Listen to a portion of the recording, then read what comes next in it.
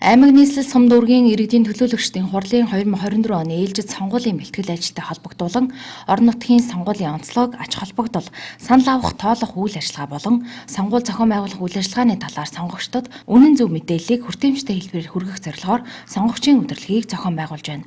Удирдлага өнөөдөр хонгор сумаас эхэллээ.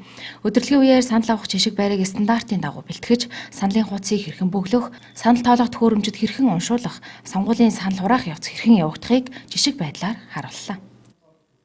Энэ дээр юу үзүүлэх вэ гэвэл урдлын сонгуулиас гарсан юу гэдэг те үр дагавар гэдэг юм уу, гарсан зөрчил ямар юм байсан, одоогийнхтойгоо ялгаа юу байсан, онцлог нь юу байгаад байгаа, юуг анхаарах гэдэг талаар илүү мэдээллийг яг бодит практик дээр үзүүлэх зорилготой юм байна. Тухайлбал нэр бичигтэй арай өөр болчиход байгаа байхгүй юу?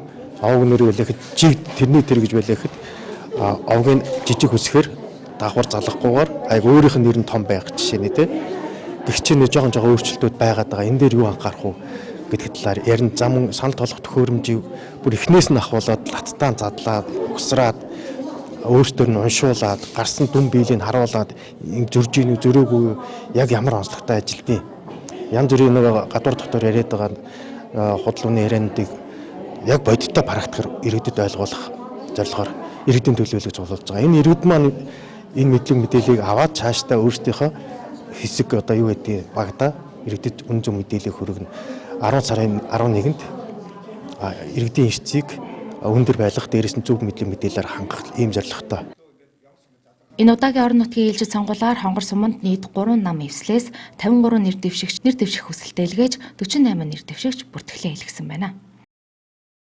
24 оны орон нутгийн ээлжид сонгуульд хонгор сумын сонгуулийн ороод нийт 3 нам эвслийн сонгуульд оролцохоор хүсэлтэд ирүүлсэн. За 3 нам эвслийн нийт 53 нэр дэвшигч нэр дэвшгээр хүсэлтэд ирүүлснээс өнөөдрийн байдлаар сонгуулийн ороо 48 нэр дэвшигчийг хууль заасан шаардлагын дагуу материалыг хүлээн авч бүртгэх ажиллагааг зохион байгуулад байна. За 16-наас өмнө нам эвслүүд маань нөхөн нэр дэвшигчийн материалыг ирүүлэх боломжтой байна. Орон нутгийн сонгуулиар маань улсын хурлын сонгуул бол 2 саналын хуудас иргэд манд бүгэлж байсан. За орон нутгийн сонгуулиар маань иргэд 1 саналын хуудсыг бүглэн. За 1 саналын хуудас дээр болохоор аймаг дээр нэр дэвшиж байгаа болон орон нутагт нэр дэвшиж байгаа нэр дэвшигчдийн мэдээлэлүүд маань бүгдээрээ багтсан байгаа. За энэнгээрээ мөн орон нутгийн сонгуулийн маань саналын хуудас онцлог болж байгаа. За санал тэмдэглэхийн хувьд улсын хурлаар бол илүү буюу дутуу тэмдэглэл адилхан хүчингүй болж байсан. За орон нутгийн сонгуулиар бол дутуу тэмдэглэсэн саналын хуудас маань хүчинтэй, сонгогч маань илүү саналаа буюу өөр илүү дутуу тэмдэглэгээ хийх нь өмнөх сонгуультай адил хүчингүй саналын хуудасаар тооцогдохоор байгаа.